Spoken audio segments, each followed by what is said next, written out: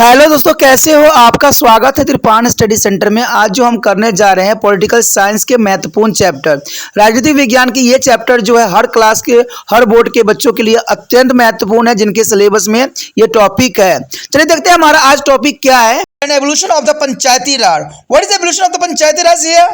The concept of the grassroots is a democracy at the both rural and urban level has not flourished in their country. Some of the major reasons behind his failure are politicizations of administrations, entry of criminals element in the elected to the bodies, and the rampant corruptions and caste and group for division priorities to be self-interest over public welfare and electoralism malpractice. The 73 Articles Amendment stick to the radically uttered to the power relation in the village and reserving seat for a scheduled caste, tribes and backward classes and women. However, in the absence of the proper education, trainings and economic independence, and this group are unable to assess themselves. Illiteracy, poverty and unemployment are the major handicaps. Urgent step need for the taken to efficiently deal with their problem in order to the facility of participators to development. And thus there is a provision from to the reservation of the seat from a woman has been manipulated by their male counterpart. The mostly their husband, it is intent to the empower them to the some extent. They are the increasingly incomings aware their right of responsibility and their asserting to themselves in the container case. This is a definitely to very positive development. The last constitutional amendment has accorded to the Lord Dance of the financial resource, the local self-governing institution. However, they still remain starved to fund. Taxation power has been given to them, but they are unable to be collect enough taxes. So due to a scarcity of resource, a panchayati are not able to fulfill their role as a self-governing institution or carry out the economics development in a countryside. The panchayat are subject to the various control by the state governments. The state government are authorities to be cancel their resolution and even dissolve them. However, the 73 constitutional amendment has made to the compulsory for the state to hold election of panchayati raj bodies within the 6 months of their dissolution. It is necessary that the people participate activity in the democratically elected a panchayat. This can be ensured through the Gram Sabha. Through the Gram Sabha, as a people can question and is a demanded explanation from a panchayat. Gram Sabha can be memorize its need to and the priorities of the peoples and also plan direction of the village development. And the Gram Sabha can successfully play to the role of scoring of democracy at the grassroots if they are embodied with the sufficient authority. The overall social, economic, and the cultural development of the rural area depend on the strong panchayat. The panchayat as the foundation of the democracy as a root is a grassroots can be strengthens only the responding faith of them and involving there is with the aquatic administrative and financial power and encouraging to the willingness and the active participation of the people.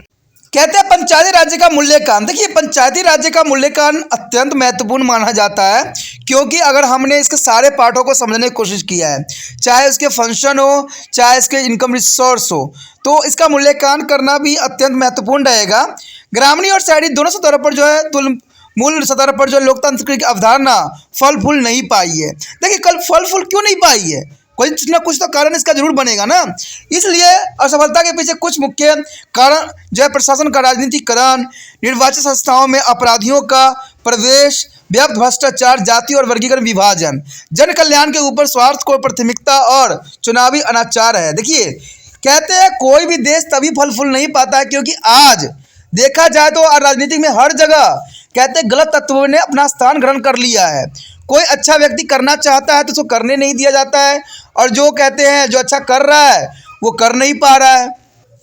तो ये प्रावधान बहुत ही जो है विडंबनापूर्ण है और इसको शायद कहते हैं ना, इस संसार में तो मिटाना मुश्किल ही पड़ गया है। नहीं, अगर देखिए अगर ये राजनीतिक में इन चीज़ों का अगर प्रावधान रहेगा तो राजनीति कभी भी आगे फलफुलित नहीं हो पाएगी, और इवन कि लोगों का जीवन भी जो है तहस नहस हो जाएगा। लेकिन ये सब कब होगा? जब आप लोग समझदार होगे, आप लोग समझ जाओगे कि कौन आपके लिए सही कर रहा है और कौन गलत कर रहा है, तभी जाके हमारे देश में कुछ बदलाव होगा। मैं ये नहीं कह सकता कि करप्शन में यहाँ पर ख़त्म हो ही जाएगी।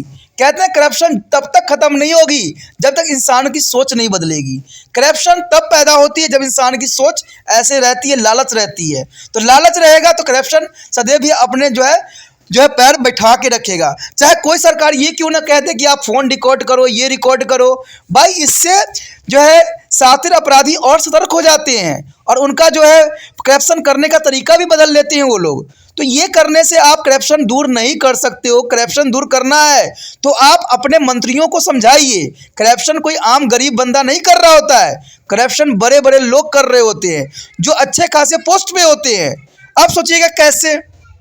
मान लीजिए आपको एक सर्टिफिकेट बनाना है और सर्टिफिकेट बनाने के लिए आपको सरकारी दफ्तर में ही जाना पड़ेगा। ठीक है, जन्म प्रमाण पत्र होता है ना, वो कहाँ बनता है? सरकारी दफ्तर में ही बनता है और कहीं जगह पर बनाई नहीं जा सकती है, और इसको कोई स्कूल वाले या कोई भी संस्था आपको मान्यता भी नहीं देगा। तो मान लीजिए आप कहाँ जा रहे हो, आप अपना सर्टिफिकेट बनवाने जा रहे हो किसी संस्था में, और वो सरकारी संस्था है। उस बंदे ने क्या किया, 500 की पत्ती मांगा आपसे, लेकिन आप बहुत ईमानदार थे, आपने कहा कि नहीं देना, मैंने जो मर्जी कर लो। आप हर जगह गए कि भाई मेरा जन्म प्रमाण पत्र बनाना है, कैसे बनेगा? सब बंदों ने वही 500 की पत्ती का आपको मुंह फाड़ा। अब क्या होगा इस प्रोविजन में? इसमें अब यही होगा ना कि एक लिस्ट आपको उसको 500 रुपया देना ही पड़ेगा, और वो व्यक्ति कौन था? सरकारी व्यक्ति था। तो आप समझिए ना, यही बात तो मैं बताना चाहता हूँ कि हमारे कहते हैं ना, आम गरीबों में करप्शन नहीं है। आम गरीब तो परेशान हो रखी है करप्शन के चक्कर में। कौन व्यक्ति जो है 500 रुपया फालतू में देना पसंद करेगा जहाँ पर 100 का काम होगा? कोई नहीं देना पसंद होगा करेगा यहाँ पर। तो इसमें करप्शन सरकार ये कहती है ना कि जहाँ भी मांगा, अरे भाई अपने डिपार्टमेंट को समझाओ ना, अपने डिपार्टमेंट को सही बनाओ। करप्शन कौन लोग पकड़े जा रहे हैं? जो बड़े बड़े अफसर हो रहे हैं, बड़े बड़े जो नेता लोग हैं, वो करप्शन में पकड़े जा रहे हैं, आम गरीब नहीं पकड़े जा रहे हैं। तो करप्शन यहाँ पर सबसे अधिक राजनीतिक में है। और कहते हैं लोग कि आप करप्शन की बनाइए। यार भाई हम कितने वीडियो बनाते रहे, और वीडियो भी बना लेंगे, क्या वो बंदा मुझे छोड़ देगा? संभव ही नहीं है। वो कोई ना कोई रूप से हमारा जो है सत्यानाश ही कर देगा। तो सरकार को यहाँ इस बात पे देखना पड़ेगा कि आम जनता करप्ट नहीं कर रही है। बड़े बड़े अफसर जो हैं, बड़े बड़े नेता लोग सब हैं जो करप्ट में लिप्त हैं। मैं ये नहीं कहता कि सभी नेता जो है करप्ट ही हैं, बहुत से ईमानदार भी हैं, लेकिन जो ईमानदार है उनको ईमानदारी से चलने नहीं दिया जा रहा है। तो ये बातें जो हमारा पंचायती में जो मूल्यांकन हम कर रहे हैं, उसमें जो है सबसे बड़ा विडंबना यही है कि हमारा लोकतंत्र की अवधारणा फल फूल नहीं पाई है। इसी कारण से कि इसका कारण जो है राजनीतिकरण है, निर्वाचित संस्थाओं में अपराधियों का प्रवेश हो गई है, व्याप्त जो है भ्रष्टाचार है, और जाति और वर्गीकरण विभाजन है। आज जाति पर भी जो है पॉलिटिकल अच्छा खासा हो जाती है। ठीक है, जन कल्याण के ऊपर स्वार्थ और प्राथमिकता और चुनावी अनाचार भी है। कहते हैं 73 संशोधन अनुसूचित जाति, अनुसूचित जनजातियों के पिछड़े वर्गों और महिलाओं के लिए सीट आरक्षण करके गांवों के ढांचों में क्रांतिकारी परिवर्तन लाना चाहता है, परंतु उसके उचित शिक्षा की कमी, प्रशिक्षण और आर्थिक स्वतंत्रता की कमी के कारण ये समूह अपनी शक्ति प्रकट करने में असमर्थ हो जाती है। कहते हैं निरक्षरता, गरीबी और बेरोजगारी मुख्य सबसे बड़ी बाधा है। अब यही बात क्वेश्चन आ जाता है, निरक्षरता क्यों है, गरीबी क्यों है, बेरोजगारी क्यों है? भाई महंगाई है, सबसे बड़ा क्या है? महंगाई है। महंगाई गरीब लोगों को गरीब कर दिया है। महंगाई के कारण बच्चों को आज पढ़ने के लिए स्कूल में नहीं भेजा जाता है क्योंकि निरक्षर हो रहे हैं।